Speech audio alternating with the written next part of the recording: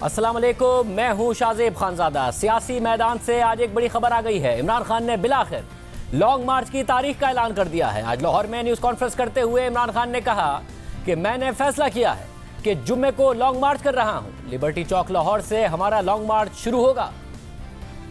जुम्मे को लॉन्ग मार्च में अनाउंस कर रहा हूँ। लाहौर से मैं शुरू कर रहा हूँ और लिबर्टी 11 बजे हम वहाँ जमा होंगे और उधर से फिर हमारी मार्च शुरू होगी इस्लामाबाद की तरफ। इमरान खान ने इस ऐलान के साथ हुकूमत पर शदीद तनकीद की, इस्टेब्लिशमेंट पर शदीद तनकीद की, लॉन्ग मार्च का ऐलान किया। बार बार कह रहे थे कि वो करीब लॉन्ग मार्च की तारीख देने वाले हैं और हुकूमत बार बार उनको चैलेंज कर रही थी कि वो जल्द तारीख का ऐलान करें और आज बिलाखिर ऐलान सामने आ गया है। इस पर भी मजीद बात करेंगे, लेकिन पहले बात करेंगे सीनियर सहाफ़ी अरशद शरीफ की शहादत की। ये शहादत किन हालात में हुई और इसके पीछे क्या अवामिल थे, इस हवाले से शफाफ तहकीकात के लिए आवाज़ें उठ रही हैं। साबिक वज़ीर आज़म इमरान खान ने साफ कह दिया है कि अरशद शरीफ की टारगेट किलिंग की गई है, जबकि पाक फ़ौज ने बाज़ाब्ता तौर पर हुकूमत से दरख्वास्त की है कि अरशद शरीफ की शहादत मुल्क से बाहर जाने और इस हवाले से की जाने वाली इल्ज़ाम तराशियों और क़यास राइयों की जामे तहकीकात की जाए। और जिस हवाले से वज़ीर आज़म ने जुडिशल कमीशन बनाने का ऐलान भी कर दिया है और कहा है कि इस सिलसिले में इस्लामाबाद हाई कोर्ट के जज के लिए दरख्वास्त देंगे, काबीना से भी इस फैसले की बाकायदा तौसीक कराएंगे। अरशद शरीफ साहब का जो अंदोनाक वाक़या पेश आया है, फैसला किया है कि हम इस वाक़े की एक आला अदालती कमीशन से शफाफ तहकीक करवाएंगे और इसके लिए इस्लामाबाद के हाई कोर्ट के जज के लिए हम दरख्वास्त दें। ये बाकायदा हम अपनी काबीना से भी इस फैसले की हम तौसीक करवाएंगे। पूरी कौम को यकीन दिलाता हूँ कि इंशाअल्लाह ये वाक़या जो कि हम सब के लिए इंतहाई काबिल अफसोस है, उसकी बेलाग और शफाफ तहकीक होगी और हक़ाइक़ पूरी कौम के सामने लाए जाएंगे। जबकि आज एक तकरीब से खिताब में तहरीक इंसाफ के चेयरमैन इमरान खान ने कहा है कि मुझे इन्फॉर्मेशन मिली थी कि अरशद शरीफ को मारने लगे हैं। मैंने अरशद शरीफ को कहा कि मुल्क से बाहर चले जाओ, कोई कुछ भी कहे, मुझे पता है कि अरशद शरीफ की टारगेट किलिंग की गई है। अरशद शरीफ इसको जब धमकी आई, नामालूम नंबरों से धमकी आई कि ये ना कहो, सच ना बोलो, ये जो रजीम चेंज हुई है, वो जब इसको एक्सपोज करना शुरू किया, उसके ऊपर धमकी आई, डराया गया। फिर मुझे इंफॉर्मेशन आई कि इसको मारने लगे हैं। उसके घर में घुस के उन्होंने डराया उसको, उसकी फैमिली के सामने बाहर गाड़ियां खड़ी होती थी, डराते थे सिर्फ इसलिए कि वो सच ना बोले। उसका कोई एजेंडा नहीं था। मैंने उसको कहा कि तुम मुल्क से बाहर चले जाओ, पहले दफा नहीं माना, फिर मैंने उसको बताया कि मुझे इंफॉर्मेशन है, तो वो जब मुल्क छोड़ के गया, उसका वीजा खत्म होने लगा था दुबई का, ये वापस बुला रहे थे उसको। कोई इसलिए नहीं कि कोई जुर्म किया है उसने, इसलिए कि वो सच ना बोले, उसको वापस बुला रहे थे। और वही करना था उससे जो इन्होंने आजम स्वाति को बंद कमरे के अंदर नंगा करके उसके ऊपर तशद्दुद किया। ये सारे नामालूम अफराद आके डराते हैं, धमकाते हैं। ये जो इसको टारगेट किलिंग की गई है, ये जो मर्जी लोग कहें, मुझे पता है कि ये टारगेट किलिंग की गई है इसकी। आज पाक फौज ने भी अरशद शरीफ के कत्ल की तहकीकात के लिए हुकूमत को खत लिख दिया है। GHQ की जानिब से हुकूमत को अरशद शरीफ के कत्ल के मामले की मुकम्मल तहकीकात के लिए लिखे गए खत में अरशद शरीफ के मामले पर कमीशन बनाने की इस्तदा की गई है। खत में कहा गया है कि इस मामले का इल्ज़ाम इदारों पर लगाने वालों के खिलाफ भी सख्त कार्रवाई की जाए। जबकि DG ISPR lieutenant general Babar Iftikhar ने भी कहा है कि तहकीकात इस बात की भी होनी चाहिए कि अरशद शरीफ को जाना क्यों पड़ा और इससे फ़ायदा कौन उठा रहा है। आज GHQ की जानिब से हुकूमत पाकिस्तान से ये दरख्वास्त की गई है अफसोसनाक वाक़े की मुकम्मल तहकीकात कराई जाए और जो भी अवामिल और जो भी मुहर्रिकात थे उनको भरपूर तरीके से देखने की जरूरत है। सब जानते हैं कि कल प्राइम मिनिस्टर साहब ने सदर कीनिया के प्रेसिडेंट से भी बात की और हुकूमत पाकिस्तान और कीनिया की हुकूमत मुसलसल राब्ते में भी हैं और इस वाक़े से मुतालिक डिटेल्स मौसूल भी हो रही हैं। लेकिन बहुत ज़रूरी है कि इसकी मुकम्मल तहकीकात की जाए हाईएस्ट लेवल पे। ऑल्दो कीनिया की गवर्नमेंट ने और उनकी पुलिस ने बड़ा वाज़ेह तौर पे एक्सेप्ट किया है कि ये इंसिडेंट जो हुआ है ये पुलिस की गलती थी, it was a case of mistaken identity. लेकिन इसके साथ साथ इसके सर्कमस्टांसेस के ऊपर बहुत से सवाल उठे हैं जिनके ऊपर हमारा ये ख्याल है कि बहुत हाईएस्ट लेवल की इंक्वायरी होनी चाहिए ताकि तमाम चीज़ों को आखिर तक मंतकी अंजाम तक इसको लेके जाया जा सके और हिम्मत में जो लोग मुख्तलिफ कयास आराइयाँ कर रहे हैं they can also be put to rest. ये बहुत अनफॉर्चुनेट है, बहुत ज्यादा चीजों के ऊपर लोग इल्ज़ाम तराशियाँ करते हैं और अफसाने को जवाब बनाकर मन घड़त और बेबुनियाद इल्ज़ामात लगाए जा रहे हैं। और मेरे ख्याल में तमाम चीज़ों को टैकल करने के लिए एक थॉरो इन्वेस्टिगेशन और थॉरो तहकीक बहुत ज़रूरी है ताकि इन सबको ये जवाब मिल सके। और मैं ये समझता हूँ कि ये तहकीकात सिर्फ इन्हीं सर्कमस्टांसेस की नहीं होनी चाहिए कि वहाँ पे क्या हुआ, बल्कि इन सर्कमस्टांसेस की भी होनी चाहिए कि अरशद शरीफ साहब को पाकिस्तान से जाना क्यों पड़ा, किसने उनको मजबूर किया यहाँ से जाने पे, वो कैसे गए, इस दौरान कहाँ पे रहे, whatever the circumstances leading to this incident, ये सारा कुछ कैसे हुआ। बिकॉज इन तमाम स्टेजेस पे बार बार कोई ना कोई जवाब बनाकर at the end of the day इल्जाम तराशी शुरू कर दी जाती है और इदारे की जानिब इल्जाम तराशी की जाती है। So this speculation has to come to rest and we have to put it to an end. इसी वजह से हमने ये हुकूमत पाकिस्तान से रिक्वेस्ट की कि जो लोग ये इल्जाम तराशियां कर रहे हैं और जिन बगैर किसी एविडेंस के मन घड़त इल्जाम लगा रहे हैं, उनके खिलाफ पूरी कानूनी कार्रवाई की। चिकना ये है इस अफसोसनाक वाक़े को बुनियाद बनाकर कौन फायदा उठा रहा है, किसको, who is the beneficiary of this thing, जो ये स्मेयर कैंपेन चलाई जा रही है। इस वक्त कीनिया में आईपोआ नामी इदारा यानी independent policing oversight authority Arshad Sharif के कत्ल से मुतालिक तहकीकात कर रहा है, मगर कीनिया में मुख्तलिफ सियासतदान और रुकने पार्लियामेंट दावा कर रहे हैं कि यह मामला इस इदारे से आगे का है। आज कीनिया के रुकने पार्लियामेंट यूसुफ हसन ने दावा किया कि अरशद शरीफ समेत दीगर वाक़यात की तहकीकात के लिए कमीशन तश्कील दिया जाना चाहिए। हमने तहरीक इंसाफ से असद उमर और फवाद चौधरी समेत दीगर रहनुमाओं को प्रोग्राम में आने की दावत दी, मगर कोई नहीं आया। इस सारी सूरत हाल पर बात करेंगे साबिक वज़ीर आज़म और नून लीग के सीनियर नायब सदर शाहिद खाकान अब्बासी हमारे साथ मौजूद। भाई साहब बहुत शुक्रिया शो में ज्वाइन करने के लिए। भाई साहब, इमरान खान साहब ने लॉन्ग मार्च का ऐलान कर दिया है, जुम्मे से लॉन्ग मार्च होगा, लाहौर से शुरू होगा, पंजाब में हुकूमत उनकी है, आप लोग बच पाएंगे, हुकूमत बच पाएगी? नहीं, बहुत कोशिश कर लें इमरान खान साहब, लॉन्ग मार्च करें, जो मर्ज़ी करें। मुल्क में एक हुकूमत है जो आइन के मुताबिक आई है और इंशाअल्लाह हुकूमत रहेगी। लॉन्ग मार्च से हुकूमत नहीं जाती, ये रवायत हमने अगर डाल दी तो फिर मुल्क में ना सियासत बचेगी ना जमहूरियत बचेगी।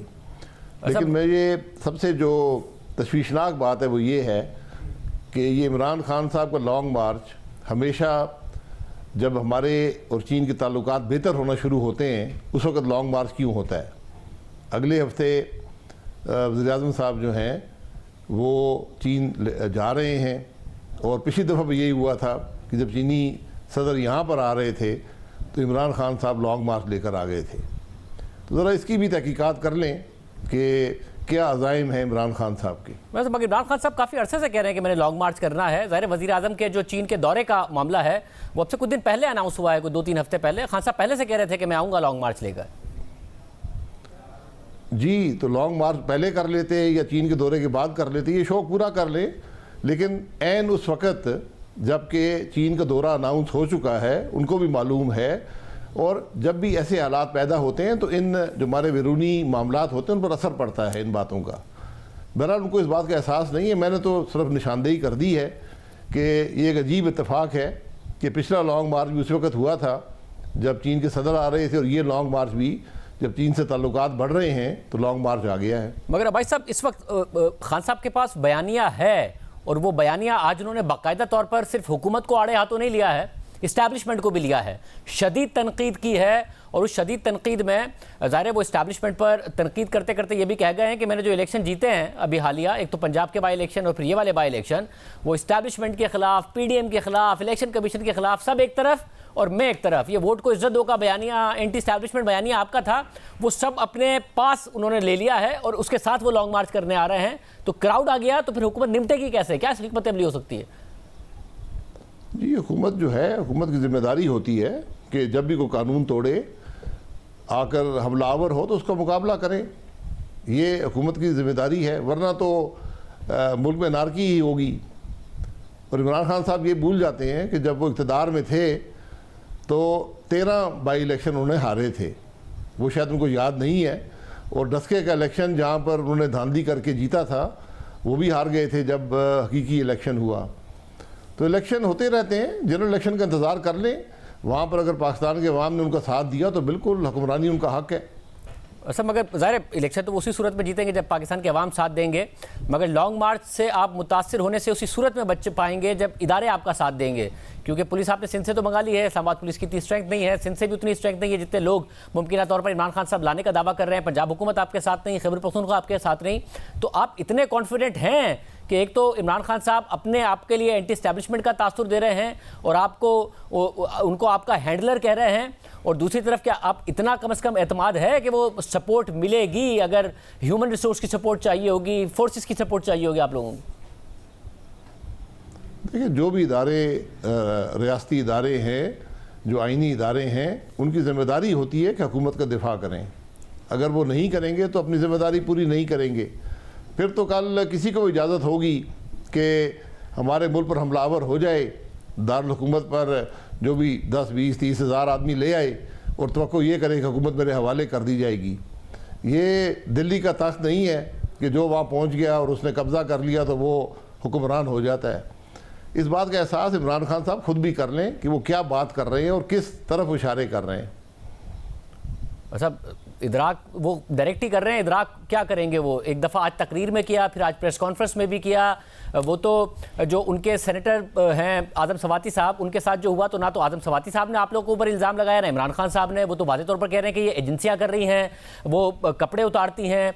वो फिर आज जिक्र भी कर रहे थे, कभी मिस्टर एक्स मिस्टर वाई, आज एक नया नाम दे दिया। तो खान साहब कोई लगी लिपटी तो कर नहीं रहे हैं जिसका उन्हें इदराक नहीं होगा। इदराक है, इसलिए ये सारी की सारी बातें कह रहे हैं। तो खान साहब इतराफ़ करें ना कि उनकी हुकूमत में जो राना सनाउल्लाह पर 16 किलो हीरोइन डाली गई, वो किसने डाली थी? इनके वज़रा ने कहा था हमने डाली है। हम सबको जब गिरफ़्तार किया गया तो इमरान खान साहब ने कहा था मैंने गिरफ़्तार किया इन सबको। तो ये बातें भूल जाते हैं। अगर आज आज़म सवाती साहब के साथ कोई भी तशद्दुद हुआ है, हम उसकी मुकम्मल मज़म्मत करते हैं। किसी को हक़ हासिल नहीं है कि किसी शख्स पर तशद्दुद कर सके, ख़ास तौर पर पार्लिमान के मेंबरान पर तशद्दुद कर सके। तो इसलिए अगर कोई ऐसी बात है, वो पर्चे की दरख्वास्त दें, इंक्वायरी की दरख्वास्त दें। हुकूमत का ज़िम्मेदारी है कि उसकी तहकीक करे और उस बात की तह तक पहुँचे। ये पहले भी इल्ज़ाम लगा था जब एक दूसरे साहब गिरफ़्तार हुए थे, तो यही बातें इमरान खान साहब ने की थी। उसके बाद ना वो साहब नज़र आए हैं, ना इमरान खान साहब नज़र आए हैं। तो आज़म सवाती साहब, भाई साहब, इस सारी सिचुएशन में जी जो आपकी गवर्नमेंट नज़र आती है, वो या तो अब नज़र आएगा कि एक ऐसी हुकूमत है जो कि अपोजिशन पर क्रैकडाउन कर रही है, उनके लोगों को गिरफ्तार कर रही है, फिर उसके ऊपर तशद्दुद करती है। अगर आप अपने ऊपर इल्ज़ाम नहीं लेंगे तो फिर एक ऐसी हुकूमत के तौर पर नज़र आते हैं कि जो कठपुतली है, कि जिसके दौर में गिरफ्तारियां हो जाती हैं, गिरफ्तारी पुलिस करती है, तशद्दुद कोई और करता है, उठा के कोई और ले जाता है, कपड़े कोई और उतारता है। तो आपकी हुकूमत की पिक्चर सही कैसे नज़र आएगी दोनों सूरतों में? नहीं, मैं यही कह रहा हूँ ना कि अगर ऐसा वाक़या हुआ है तो हम उसकी मज़म्मत भी करते हैं और उसकी तहकीक भी ज़रूरी है। जुडिशल कमीशन बनाएं, जो मर्ज़ी बनाएं, लेकिन कोई दरख्वास्त तो दें ना कि ये बात हुई है। आज़म सवाती साहब दरख्वास्त दे दें, जज को दे दें, किसी थाने में दे दें, ताकि उसकी तहकीक की जाए। इस तरफ इमरान खान साहब के कहने से तो बात नहीं होगी ना, वो तो पहले भी ये बातें बहुत सी करते रहे हैं। वैसे मुझे ये भी बताइएगा, ज़ाहिर अरशद शरीफ साहब का एक अफसोसनाक वाक़या हुआ, वज़ीर आज़म कह रहे हैं कि जुडिशल इंक्वायरी होगी, मगर इमरान खान साहब बहुत बराह रास्त तनकीद कर रहे हैं। वो कह रहे हैं कि यह टारगेट किलिंग की गई है, और ज़ाहिर जिस तरफ वो इशारा कर रहे हैं उसके बाद हमें नज़र आया कि DGISPR की तरफ से भी कहा गया कि जो ये क़यास सराइयाँ कर रहे हैं उनके हवाले से भी तहकीकात हों, जिन हालात में मर्डर हुआ है कीनिया में उसकी भी तहकीकात हों, और जिन हालात में अरशद शरीफ साहब को जाना पड़ा उसकी भी तहकीकात हों। तो ये मामला भी कहीं ना कहीं बराह रास्त है। आप लोग कैसे यकीनी बनाएंगे? आप खुद वज़ीर आज़म रहे हैं, दूसरे मुल्क में मर्डर हुआ है, क्योंकि पाकिस्तान के अंदर भी जो मर्डर हुए जुडिशल कमीशन तो उनकी तहकीकात नहीं कर सके, फिर जो हमला हुआ हामिद मीर साहब पर उसकी का आज तक नहीं पता चल सका, सलीम शहजाद साहब का नहीं पता चल सका। तो ये यकीनी बनाएंगे या सिर्फ ऐलानात हैं? देखिए, मैं गुजारिश ही करूँगा, अरशद शरीफ साहब मेरे भी 15 साल से ज़्यादा के दोस्त थे। हमारी TV प्रोग्रामों में तलखियाँ भी रही हैं, बहुत सी दोस्ती भी रही है। उनका अपना एक मुकाम था इस मुल्क की सियासत में, उनका अपना एक स्टाइल था। उससे आप एग्री करें या डिसएग्री करें, ये आपकी मर्ज़ी है, लेकिन उनका एक असर था इस मुल्क की मीडिया में। वो आज हम में नहीं है। एक बड़े अफसोसनाक वाक़े में वो शहीद हुए, तो अब इस पर सियासत करने की ज़रूरत नहीं है। मुझे अफसोस सिर्फ इस बात का है कि आज अपने सियासी मकासद के लिए इमरान खान साहब जैसे लोग जो हैं वो इस मामले पर भी इस्तेमाल करने से गुरेज नहीं करते कि ये टारगेट किलिंग हो गई, फलाना हो गया। वो सवाल उठा रहे हैं। ये नहीं, सवाल तो कोई भी उठा सकता है ना। आप जिम्मेदार आदमी हैं, आपके पास कोई नॉलेज है कि ये टारगेट किलिंग हुई है? उन्होंने कहा कि अरशद शरीफ को खतरा था, रिटन स्टेटमेंट दिया है। अरशद शरीफ को खतरा था, उसने मुझे भी बताया था, मैंने अरशद शरीफ को बाहर जाने को कहा था, उनके पास कोई वीज़ा नहीं था, हुकूमत चाहती थी वो दुबई से भी वापस आ जाए, जब वीज़ा एक्सपायर हो रहा था उन्हें कीनिया जाना पड़ा। वो तो बाकायदा तौर पर बता रहे हैं कि उन्होंने ही कहा था उनको, एक दफ़ा कहा फिर दूसरी दफ़ा भी कहा, क्योंकि अरशद शरीफ को बाकायदा तौर पर हिरासा किया जा रहा था और उनको जो खतरा था वो उन्होंने इमरान खान साहब को भी बताया था और खान साहब के अपने नॉलेज में भी था। वो कह रहे हैं कि कोई खैबर पख्तूनख्वा से समा उनको बताई गई थी ये बात कि अरशद शरीफ को खतरा है जान को। देखिए, अरशद शरीफ साहब अगर इस मुल्क से गए हैं, इमरान खान साहब को उन्होंने बताया कि उन्हें ख़तरा है, तो इमरान खान साहब पहले बात कर लेते। इमरान खान साहब के पास इस मुल्क के 2 बड़े सूबों की हुकूमत है, क्या वो उनको तहफ़्फ़ुज़ नहीं दे सकते थे? अगर वो कीनिया गए हैं, अरशद शरीफ साहब कैसे गए हैं, क्यों गए हैं, ये तो उनकी फैमिली बता सकती है, उनके दोस्त बता सकते हैं। वहाँ पर एक वाक़या हुआ, एक हादसा हुआ, बड़ा अलमनाक हादसा है। उनकी पुलिस ने बड़ी वाज़ेह रिपोर्ट दी है कि ये वाक़या हुआ है, उन्होंने डिटेल्स भी दी हैं और कुछ उसमें इबाहम भी उस बारे मामले में है कि अगर वहाँ पर फायरिंग हुई तो उसके 1 घंटे बाद तक जो शख्स गाड़ी चला रहा था वो कौन था, वो कहाँ पर ले गया, उसने अस्पताल क्यों नहीं गया, ये बहुत से सवालात हैं। तो इसका ये कह देना कि टारगेट किलिंग हुई है, तो ज़रा ये वजाहत कर दें किसने टारगेट किलिंग की है, दूसरे मुल्क में की है। उनका मुल्क तो कह रहा है हमारी पुलिस ने गोली मारी है। बड़ी अफसोसनाक बात है कि हम आज ऐसे मामलात में जहाँ उनकी जो फैमिली है वो इतनी परेशान होगी, हमें सबको दुख है, लेकिन इमरान खान साहब इसमें भी सियासत खेलना चाहते हैं, यहाँ से भी उनको कुछ फायदा मिल जाए। एक जो सवाल है वो ज़ाहिर अहम है कि जो शख्स ड्राइव कर रहा था वो अरशद शरीफ साहब का दोस्त था या रिश्तेदार था या जो भी था, उसका बयान ज़ाहिर अभी तक नहीं आया है। वो बहुत सारी बातें बता सकते हैं यहाँ पर जो आप नुक्ता उठा रहे हैं, मगर जो कीनिया की पुलिस है उनके वाले से तो वहाँ के अपने जर्नलिस्ट भी सवाल उठा रहे हैं कि उनका जो ट्रैक रिकॉर्ड है, जिस तरीके से वो एक्स्ट्रा जुडिशल किलिंग्स में इन्वॉल्व रहे हैं, वहाँ के जो पार्लियामेंटेरियंस हैं वो भी सवाल उठा रहे हैं कि इस तरीके से तहकीकात नहीं हो सकती है कि जो उनका आईपोआ डिपार्टमेंट है वो तहकीकात कर दे। तो गवर्नमेंट को ट्रांसपेरेंट बनाने के लिए और जो सवालात उठ रहे हैं उनके जवाबात के लिए अब तो ISPR ने भी कहा है कि जी इसकी शफाफ तहकीकात हो, बहुत ज़्यादा पुश करना पड़ेगा कीनिया की हुकूमत को या फिर समाओ इंटरनेशनल इदारों के थ्रू बहुत ज़्यादा पुश करना पड़ेगा। देखिए, कीनिया में पुलिस की एक्सेसेस हैं और वहाँ पर इस बारे में इदारे बने हुए हैं। वहाँ पार्लियामान में भी बात होती है कि हमारी पुलिस जो है वो एक्स्ट्रा जुडिशल किलिंग्स करती है। हमारे मुल्क में भी ये वाक़े होते थे और हमारे मुल्क में आपके सामने ही ये वाक़या हुआ कि इसी मुल्क की पुलिस बल्कि एक फेडरल इदारे ने राना सनाउल्लाह साहब पर 16 किलो हेरोइन डाली। इसकी भी ये भी हकीकत है, लेकिन अब ये वाक़या हो गया है। अब जो हमारी ये डिप्लोमेटिक जो हमारी फॉरेन ऑफिस है वो टेक अप कर रही है वहाँ की कीनिया की गवर्नमेंट से, और हमारी जिम्मेदारी है कि एक पाकिस्तानी शहरी के साथ ये बड़ा अलमनाक हादसा हुआ है तो इसकी तहकीकात करें। अच्छा, वो दुरुस्त है, मगर आपने जो राना सनाउल्लाह साहब की मिसाल दे रहे हैं तो उसमें तो एक पॉलिटिकल मोटिव ऑब्जेक्टिव नजर आता है ना कि राना सनाउल्लाह साहब के साथ जो किया गया एंटी नारकोटिक्स फोर्स ने वो क्यों किया। जो मेजर जनरल साहब थे जो प्रेशर करते थे शहरियार आफरीदी साहब के साथ बैठकर, जिनका आज तक एहतसाब नहीं हुआ है या कम से कम अवाम को नहीं पता चला है, वो क्यों किया, इसमें क्या मोटिव हो सकता है कीनिया की पुलिस का जो अरशद शरीफ साहब के खिलाफ वो कार्रवाई करेगी? नहीं, मैंने बताया ना कि हमारे भी ये सारी जो हुकूमतें होती हैं, इमरान खान साहब की हुकूमत थी, उनकी हुकूमत के दौर में मुल्क की ANF ने इस मुल्क के एक सीनियर पार्लियामेंटेरियन पर हेरोइन डाली। ये एक्सेसेस हैं, ये इदारों की एक्सेसेस हैं। वहाँ भी जो पार्लियामान के मेंबरान हैं वो कह रहे हैं कि हमारी पुलिस भी एक्सेसेस करती है, एक्स्ट्रा जुडिशल किलिंग्स करती है, इसलिए वो भी ये चाहते हैं कि इस वाक़े की तहकीकात हो। हमारी हुकूमत भी यही चाहती है, बल्कि प्राइम मिनिस्टर साहब ने कमीशन मुकर्रर किया है, वो भी इस हक़ाइक़ को देखेगा और मुझे पूरा यकीन है कि हमारा फॉरेन ऑफिस जो है वो कीनियन अथॉरिटीज़ के साथ मिलकर इस वाक़े की तह तक पहुँचेगा कि हक़ाइक़ तो सामने आए कि ये हुआ क्या। और भाई साहब, आपकी हुकूमत में ये हो रहा हो कि ज़ाहिर है जो मल्टीपल FIRs होती हैं, मुख्तलिफ शहरों में FIRs हो रही हैं जर्नलिस्ट के अगेंस्ट, मुल्क में कवानीन मौजूद हैं कि अगर किसी ने कानून तोड़ा है तो उसे प्रोसिक्यूट किया जा सकता है।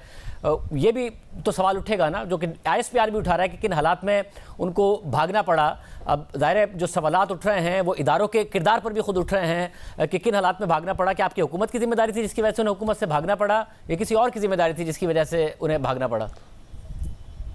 जी, यही जो कमीशन बनाया है वज़ीर-ए-आज़म साहब ने, जो एक जुडिशल कमीशन की बात वो कर रहे हैं, वो इस बात की तह तक पहुँचेगा। अगर अरशद शरीफ साहब मुल्क छोड़कर किसी थ्रेट के ज़रिए गए हैं, किसी थ्रेट की वजह से गए हैं, तो कौन थ्रेट करने वाला था? ये सब हक़ाइक़ सामने आने चाहिए। ये मुमकिन नहीं है कि एक जमहूरी मुल्क में इस किस्म के वाक़यात हों। बहुत शुक्रिया भाई साहब, हमारे साथ मौजूद थे। इमरान खान का जो लॉन्ग मार्च है जुम्मे को, उस हवाले से भी बात की, वो कितना बड़ा ख़तरा हो सकता है हुकूमत के लिए, इस पर मज़ीद तज़्ज़िया हासिल करेंगे एक ब्रेक के बाद। आज सुबह ही राना सनाउल्लाह साहब ने दावा किया था कि इमरान खान साहब खुद फंस गए हैं, उन्हें समझ में नहीं आ रहा क्या करें, और इमरान खान साहब ने अब अनाउंस कर दिया है कि जुम्मे को उनका लॉन्ग मार्च लाहौर से शुरू होगा। हमारे साथ सीनियर साथी तज़्ज़ियाकार मुजीबुर रहमान शामी साहब और सुहेल बड़ाई साहब मौजूद हैं। आप दोनों का बहुत शुक्रिया। शामी साहब, खान साहब ने अनाउंस कर दिया, हुकूमत तो कहती है फंस गए हैं, ये लोग नहीं ला पाएंगे या फिर नाकाम होंगे, हुकूमत नहीं गिरा पाएंगे। खान साहब ने ऐलान कर दिया, आप ख्याल में ख़तरा है हुकूमत को या नहीं है? देखिए, जब लॉन्ग मार्च होगा और लोग इकट्ठे होंगे तो फिर उसके बाद कोई सूरत हाल भी पैदा हो सकती है, तो ख़तरा तो मौजूद है। अब ये तो हो नहीं सकता कि लोग इकट्ठे हों, पुरअमन तरीक़े से बावजू होकर रवाना हो जाएं और रास्ते में कोई हंगामा भी ना हो और इस्लामाबाद पहुँचें तो वहाँ भी इत्मीनान से बैठ जाएं खुद व खुशू के साथ। तो जहाँ लोग होंगे वहाँ हंगामा हो सकता है, तसादुम हो सकता है और ख़तरा हो सकता है, और इस ख़तरे के कोई भी नताज हो सकते हैं। ये सारे इम्कानात हैं जिनको नज़रअंदाज नहीं किया जा सकता। भाई साहब, आप क्या कहिएगा, ख़तरा है हुकूमत को? नहीं, देखें, लॉन्ग मार्च तो टफ़ ही होगा हुकूमत के लिए। चाहे देखें 15,000 बंदा भी अगर इस्लामाबाद आ जाए, जो कि कुछ भी ज़्यादा नहीं है, 50,000 तो आम बात है, तो अगर इतना भी आ गया तो मुश्किल होगा हुकूमत के लिए हैंडल करना। इस्लामाबाद की अपनी पुलिस बहुत स्ट्रेंथ कम है, एफसी लगानी पड़ेगी, रेंजर लगानी पड़ेगी, सूबों से पुलिस मंगवानी पड़ेगी, ये सारा कुछ। और मेरा ख्याल है कि ये रवायत भी गलत है, ये जो धरना देने की और वहाँ जाके बैठने की, ये रवायत तो ख़त्म ही होनी चाहिए। ये कंसेंसस करके लेजिस्लेशन ही कर दें कि ये धरने जो हैं और इस तरह हुकूमतों को डिस्टेबलाइज़ करना, ये किसी तरह मुनासिब नहीं। कितने ही हम धरने बर्दाश्त कर चुके हैं और उसके नतीजे में इकानमी ख़राब होती है, उसके नतीजे में मुल्क अदम इस्तेकाम का शिकार होता है, मजाक बनता है। तो मेरा ख्याल है ये तो होना ही नहीं चाहिए, ना इमरान खान को करना चाहिए ना किसी और को करना चाहिए। और इसका जो शाहजेब साहब, जो सबसे ख़तरनाक पहलू है कि धरने का मतलब वायलेंस होगा, और अब अगर वायलेंस हुई, फ़र्ज़ करो कुछ बंदे मर गए, तो इसका इल्ज़ाम किस पे आएगा? हुकूमत पे ज़ाहिर इल्ज़ाम आएगा और हालात ख़राब होंगे और तलखी बढ़ेगी और मामलात बढ़ेंगे। ये हो नहीं सकता कि इस दफ़ा धरना पुरअमन हो। जितने मुल्क के हालात ख़राब हैं, जितनी तलखी है, मेरा ख्याल है कि इस दफ़ा पुरअमन नहीं धरना होगा। इस दफ़ा कुछ ना कुछ तलखी होगी, वायलेंस होगी, और तशद्दुद के नतीजे में पाकिस्तान के अंदर मज़ीद तलखियों में इजाफा होगा। साहब, अब दोनों की राय है कि वायलेंस का बड़ा खतरा मौजूद है, फिर नंबर मैटर करता है या नहीं करता है? क्योंकि ज़ाहिर गवर्नमेंट को बड़ा एतमाद था कि एक फटीग फैक्टर आ गया है तहरीक इंसाफ के प्रोटेस्ट में, इमरान खान साहब डिस्क्वालीफाई हुए तब भी लोग नहीं निकले थे, तो नंबर मैटर नहीं करता है? इतना खान साहब क्राउड ले आएंगे कि जिसकी वजह से हुकूमत खतरे में पड़ सकती है, या नंबर मैटर करता है कि खान साहब लोग कितने निकालने में कामयाब होंगे? देखें, अगर लोग बहुत भारी तादाद में होंगे तो उसके और असरात होंगे, लेकिन अगर लोग कम तादाद में हैं और वहाँ इस्लामाबाद में बात पहुँचते हैं तो कोई इम्पैक्ट उनका नहीं होगा। तो ये हम इस बारे में कोई तयक्कुन से बात कर नहीं सकते, क्योंकि खान साहब ने जो ऐलान किया है, अचानक उन्होंने ये कॉल दी है, इसका मतलब कुछ तैयारी तो उन्होंने भी की होगी। तो अगर बड़ी तादाद में लोग निकलते हैं और वो उनके साथ चलते हैं तो फिर तो मामला मुख्तलिफ होगा। लेकिन अगर बड़ी तादाद में लोग नहीं निकलते या इस्लामाबाद नहीं पहुंचते तो फिर हुकूमत के लिए उसमें कुछ ना कुछ बचाव का पहलू निकल आएगा, लेकिन एक बेयकीनी तो पैदा हो जाएगी और कुछ मालूम नहीं होगा कि क्या नतीजा निकलने वाला है, कौन किससे उलझेगा, कब उलझेगा, कहाँ उलझेगा और उसका अंजाम क्या होगा। बड़े साहब, आप बताइएगा, खान साहब ज़ाहिर मुसलसल 6 महीने से प्रोटेस्ट कर रहे हैं और लोग निकले भी हैं, मगर जब वो डिस्क्वालीफाई हुए तो लोग नहीं निकले, तो एक प्रोटेस्ट फटीग आपको नज़र आती है? आपको लगता है कि बहुत लोग निकलेंगे? खान साहब ने बड़ी तैयारी की है। नहीं, फटीक तो डेफिनेटली है इतना निकाल के, लेकिन देखें जब अगर वो तैयारी करके आएंगे, अगर फ़र्ज़ करें हर जगह की तंजीमें बसों में लोगों को लेके आएँ या हर जगह, तो और आगे से पंजाब पुलिस भी रोकने वाली नहीं होगी और फ्रंटियर पुलिस भी, के पी पुलिस भी रोकने वाली नहीं होगी, तो लोग इस्लामाबाद पहुँच जाएंगे। आप कैपिटल में लोगों को आने से फिर कैसे रोक सकेंगे? तो ये बहुत बड़ी तादाद हो जाएगी। मैं तो इससे बड़ा खौफज़दा हूँ। मैं समझता हूँ कि ये बड़ा ख़तरनाक है, मुल्क के लिए ये अच्छा नहीं है। और दूसरा ये है कि 2 सूबे धावा बोल रहे होंगे, 2 सूबों की सूबाई हुकूमतें जो हैं वो सपोर्ट कर रही होंगी और कैपिटल पर जो है वो हमला हो रहा होगा। तो ये सारी जो सूरत हाल है, ये सिवाय दुनिया भर में मजाक उड़ाने के और तो कुछ नहीं होगा। साहब, इस पूरी सिचुएशन में आपको लग रहा है हर गुजरते दिन के साथ हुकूमत ग्राउंड लूज कर रही है, या कहीं ना कहीं आपको लगता है कि कदम जमाने में कामयाब भी हो रही है? आप ख्याल में अनपॉपुलर हो रही है, ग्राउंड लूज कर रही है, या कहीं ना कहीं कदम जम रहे हैं? नहीं, हुकूमत जो है मेरा ख्याल है कि उसकी जो भी सूरत हाल थी उसमें तो कुछ बेहतरी लगी है। कुछ थोड़ी सी जो भाग दौड़ हुई है और कुछ ना कुछ हालात में जब ठहराव आने लगता है तो को हंगामा बर्पा हो जाता है। तो हुकूमत उतनी कमज़ोर नहीं है लेकिन उतनी मजबूत भी नहीं है। तो देखें, सूबे जो हैं दोनों, एक तरफ KPK है, एक तरफ पंजाब है, और उनमें हुकूमतें हैं PTI की या उसके सपोर्टर्स की या कोलिशन हुकूमतें हैं। तो अब अगर वहाँ से लोग बसों पे चढ़ के धावा बोलते हैं, तो जिस तरह भी सोहेल कह रहे थे, देखिए ये तो पाकिस्तान के दस्तूर के लिए भी एक चैलेंज है, पाकिस्तान की अदलिया के लिए भी एक चैलेंज है, पाकिस्तान के अदारों के लिए भी एक चैलेंज है। यानी ये क्या होगा, क्या हम क्या तमाशा लगाएंगे और क्या तमाशा दिखाएंगे? नाकामी इश्क या कामयाबी दोनों का हासिल खाना खराबी। कभी इस तरह दुनिया में होता है कि आप धावा बोलें और कहें कि जनाब हुकूमत उलट देंगे? ऐसा नहीं होता। हुकूमत उलटने वाले कुछ और होते हैं, और अगर हालात बेकाबू हुए तो फिर सारे लोग जो हैं वो काबू में आ जाएंगे और कोई और ताकत जो है उसको इंटरवीन करने पड़ेगा, चाहे हम इस वक्त ये कितनी मुश्किल बात क्यों ना नजर आए। लेकिन मेरा ख्याल ऐसे हालात पैदा ना हो कि फिर कोई चारा ना रहे इसके सिवा। तो ये देखना चाहिए, इमरान खान साहब को भी देखना चाहिए और हुकूमत को भी देखना चाहिए, और कोई रास्ता निकालना चाहिए, कोई राब्ते का, कोई बातचीत का, कोई गुफ्तगू का और मामलात को आगे बढ़ाने का, वगरना सारे हाथ मलते भी रह जाएंगे।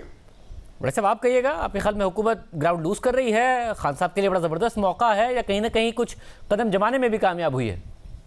मेरा ख्याल है कदम जमा रही है, पहले से बेहतर पोजीशन में आई है। गिरती हुई इकानमी रुक गई है और ऐसे लगता है कि जैसे डॉलर रुका है या जैसे डॉलर को पीछे जाना पड़ गया, इसी तरह लगता है कि कुछ थोड़े से रिलीफ जो है वो मिलना शुरू हो गया है। लेकिन ये इतना नहीं है कि लोग खुश हो जाएं, ना इतना है कि लोग मुतमिन हो जाएं। अभी भी लोग खौफज़दा हैं कि कल को और पेट्रोल की कीमत ना बढ़ जाए, कल को और बिजली की कीमत ना बढ़ जाए। पहले ही इतनी नागुफ्ता सूरत हाल है, जब तक उसमें कमी नहीं आती, कोई ऐसी सूरत हाल या लोगों की तनख्वाहें नहीं बढ़ती या सोर्सेज ऑफ इनकम नहीं बढ़ते, उस वक्त तक कुछ भी लोग खुश होना मेरा ख्याल है बड़ा मुश्किल है लोगों का। बहुत शुक्रिया राय आपने सुनी। खान साहब इसके अलावा ये भी कह रहे हैं कि पहले तैयारी नहीं थी, इस दफ़ा तैयारी के साथ आ रहे हैं। ये पूरा क्या मामला है जब खान साहब बार बार ऐसी बातें करते हैं? ब्रेक के बाद बात करते हैं।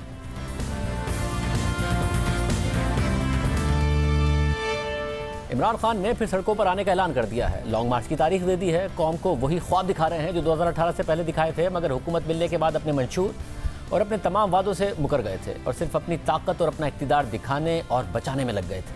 इमरान खान ने मौजूदा हुकूमत के खिलाफ मई में भी एक लॉन्ग मार्च किया था, मगर उनका वो लॉन्ग मार्च नाकाम हो गया था। इमरान खान ने आज दोबारा दावा किया कि अगर हम लॉन्ग मार्च ख़त्म ना करते तो अगले दिन खून खराबा हो जाता।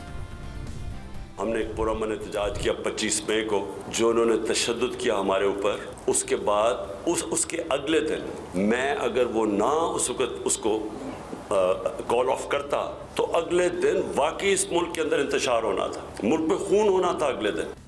लेकिन इससे पहले इमरान खान मान चुके हैं कि 25 मई को उनकी तैयारी नहीं थी, अब तैयारी के साथ आएंगे। ये मैं अब फिर से निकलूंगा, अब हम निकलेंगे तैयारी करके। हमारी किसी की तैयारी नहीं थी। जिस तरह के पुलिस का हमारे ऊपर हमला हुआ, कोई भी तैयार नहीं था उसके लिए। इमरान खान ने ये रिवायत बना दी है कि वो हर नाकामी के बाद कहते हैं कि उनकी तैयारी नहीं थी, अब तैयारी हो गई है, पहले जो गलती की थी वो अब नहीं दोहराएंगे। 2018 के इलेक्शन में टिकट्स की तकसीम के मामले पर इमरान खान का आज मौक़िफ़ है कि 2018 में हमने टिकट्स के मामले पर बहुत गलतियां की, मैं कैंपेन में मसरूफ़ था इसलिए तवज्जो नहीं दे सका, मगर इस बार टिकट मैं खुद दूंगा और सिर्फ मेरिट पर दूंगा। मगर 2018 में इमरान खान ने खुद कहा था कि मेरी सरबराही में पार्टी के पार्लिमानी बोर्ड ने मेरिट का पूरा ख्याल रखकर बेहतरीन उम्मीदवारों को टिकट्स दिए हैं।